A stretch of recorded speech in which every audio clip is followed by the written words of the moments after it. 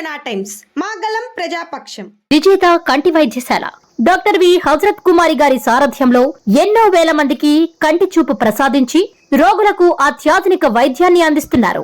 EHS Aarogyasri insurance company సౌకర్యాలతో పాటు నిరుపేదలకు ప్రతిరోజు ఉదయం వైద్య సేవలు ఉచితంగా అందించబడును. వెంటనే సంప్రదించండి. విజేత కంటి వైద్యశాల, కెనరా బ్యాంక్ పక్కన, బాబు ఐస్ క్రీమ్ ఎదురువీధి, Brindavanam, Nellore. Welcome to Jana Times. జమిలీ ఎలక్షన్స్ రాబోతున్నాయా లేదా? వస్తే ఎవరికి లాభం, ఎవరికి నష్టం? ఓకే, 2017లో జమిలీ ఎన్నికలు రాబోతున్నాయని చెప్పి నిన్న సోషల్ మీడియాతోనేమి మెయిన్ స్ట్రీమ్ మీడియాతోనేమి భారీ స్థాయిలో ప్రచారాలు చేశాయి. 2017లో జమిలీ ఎలక్షన్స్ అంటే రేపు 2015, 2016, 2017 అంటే దాదాపు 2 years గ్యాప్ లోపల ఎలక్షన్స్ వచ్చేస్తూ ఉన్నాయని చెప్పి విస్తృత స్థాయిలో ప్రచారం జరిగింది. కానీ జమిలీ ఎలక్షన్స్ అంటే భారతదేశం పైన సగటు ఓటర్ లిస్టు తీసుకోవాలి. ఫస్ట్ ప్రతి ఇంటికాడికి తిరిగి ఆ ఇంట్లో ఎన్ని ఓట్లు ఉన్నాయి, కుల ప్రాతిపదికన ఓట్లు సేకరించాలి. ఇవన్నీ అయిన తదుపరి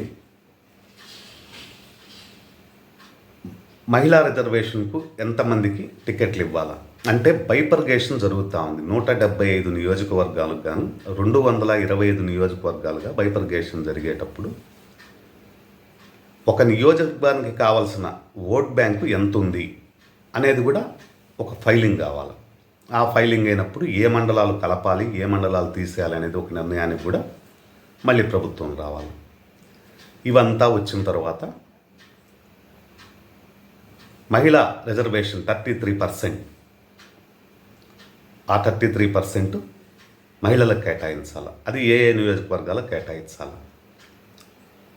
ఇటు ఈ ప్రాసెస్ అంతా చాలా లాంగ్ ప్రాసెస్గా మారబోతూ ఉంది.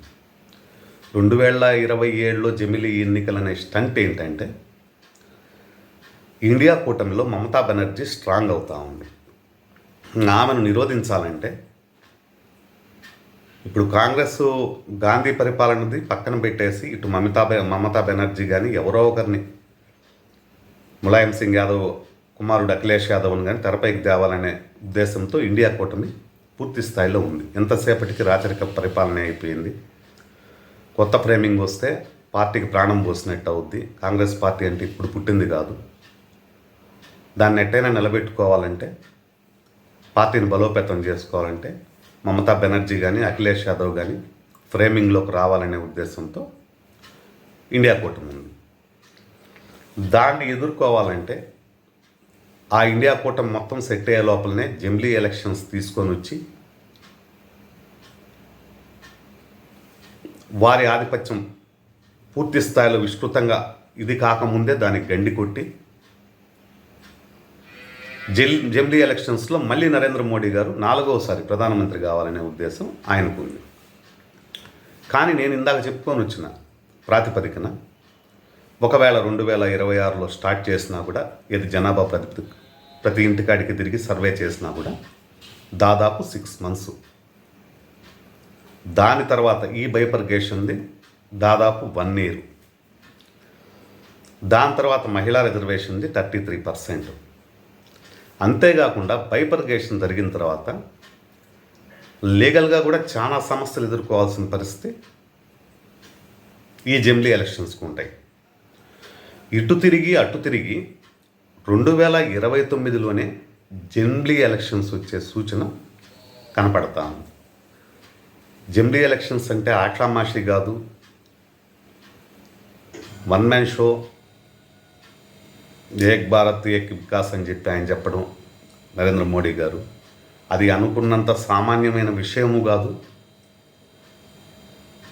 అంత సులువుగా జరిగే ప్రక్రియ కాదు. ఒక భారతదేశం అనేది చాలా పెద్ద దేశం. అదేదో చిన్న దేశం పాకిస్తాను, ఈ ఉజ్బెకిస్తాన్ ఇట్లాంటి అయితే పెట్టేయచ్చు. కానీ భారతదేశం చాలా పాపులేషన్ ఉండే దేశం. ఆ దేశాన్ని మొత్తాన్ని ఓట్ బ్యాంకును ఇచ్చేసి మళ్ళీ కుల ప్రాతిపదికన మళ్ళీ రిజర్వేషన్ పరంగా ప్లస్ మళ్ళీ లీగల్గా బైపర్గేషను ఇవన్నీ ఎదుర్కొని రావాలంటే 2029కే లేదు 2028 ఎండింగ్కో వచ్చిందంటే దాన్ని కూడా 2029 వస్తే సాధారణ ఎన్నికలు అంటారు, 2028లో వస్తే జంబ్లీ అంటారు. అంతకు మించి 2027లో 2028 జనవరి ఫిబ్రవరి మార్చిలో జరిగే అవకాశాలు ఎట్టి పరిస్థితుల్లో లేవు.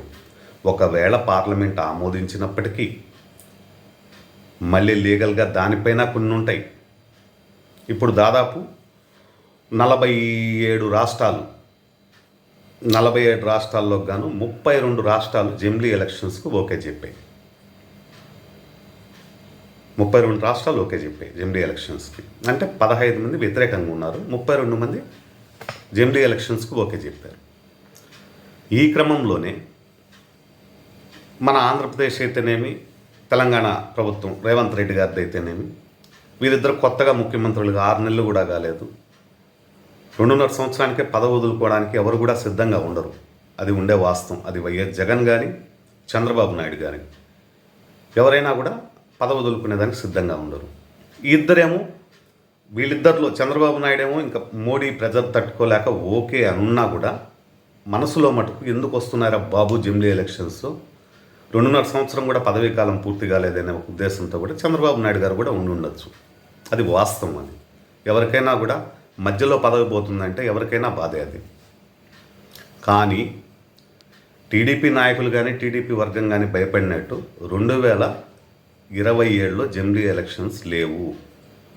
కాలపరిమితి, ఈ కాలపరిమితిలో భారతదేశ చరిత్ర నమూనాను మొత్తం మార్చి ఏక్ భారత్ ఈ విధానం చెల్లదు భారతదేశంలో. ఇదంతా అయ్యేటప్పటికి లేట్ ప్రాసెస్. 2029లోనే మళ్ళీ ఎలక్షన్స్ జరగబోతాయి. ఒక పక్కన చూస్తే ఓడిపోయిన వారేమో ఇటు తెలంగాణ కేసీఆర్ గారు అయితేనేమి, ఇటు వైఎస్ జగన్ అయితేనేమి జంబ్లీ ఎలక్షన్స్ రావాలని వీళ్ళు మనస్ఫూర్తిగా కోరుకుంటా ఉన్నారు. ఎందుకంటే ఇప్పుడు టీడీపీ ప్రభుత్వంలో సూపర్ 6 ఇవన్నీ చెప్పుకొని వచ్చారు, కొన్ని అమలు చేయలేకపోయారు, కొన్ని చేశారు. తీవ్రమైన వ్యతిరేకత అనేది 100% ఇప్పుడు ప్రభుత్వం పైన ఉంది. ఇప్పట్లో జంబ్లీ ఎలక్షన్స్ వస్తే చాలా వరకు ఇబ్బంది పడతామని చంద్రబాబు నాయుడు కూడా ఒక ఆలోచన ఉంది. కానీ 2029 వరకు జంబ్లీ ఎలక్షన్స్ రావు, అది 100% పక్కా, దాంట్లో ఎటువంటి సందేహం లేదు. ఇప్పట్లో కానీ ఎలక్షన్స్ వస్తే జనాల్లోకి జగన్ వస్తే అంటే ఇది ఆల్రెడీ వీళ్ళు రూట్ మ్యాపా, లేదు నరేంద్ర మోడీ దగ్గర నుంచి పిఎం కార్యాలయం నుంచి జగన్కు లీక్ అయిందా, 1 నెల కిందటే జనవరి నుంచి జనాల్లోకి వస్తూ ఉన్నాను అని చెప్పి వైఎస్ జగన్ చెప్పుకోరావడం, ఇదంతా చూస్తే ఒక నాటకీయ పరిణామంగానే ఉంది. జనాల్లోకి జగన్ వచ్చినాడంటే ఇప్పుడు 10 పైసలు ఉండే 50 పైసలు ఉండే వ్యతిరేకతను రూపాయి చేయగలిగిన కెపాసిటీ జగన్కు ఉంది, అంత ఫాలోయింగ్ కూడా ఉంది. దానివల్ల మళ్ళీ ప్రభుత్వాన్ని చేపట్టచ్చు అనే ఒక భావన కూడా వైఎస్ జగన్లో ఉంది. అదేవిధంగా తెలంగాణలో కూడా రేవంత్ రెడ్డి పైన వ్యతిరేకత ఈ కొన్ని జరుపున్నాడు కాబట్టి కొన్ని కార్యక్రమాలు అతనిపైన కూడా తీవ్ర స్థాయిలో వ్యతిరేకత ఉంది. ఈ 2 రాష్ట్రాలకే జంబ్లీ ఎలక్షన్స్ వస్తే పెద్ద దెబ్బ తగులుతాయనే ఒక భావన కూడా విశ్లేషకుల్లో ఉంది. ఇక రాబో కాలంలో జంబ్లీ ఎలక్షన్స్ గురించి ఏ విధంగా జరుగుతుంది, ఎటు జరుగుతుందని మనం వేచి చూద్దాం.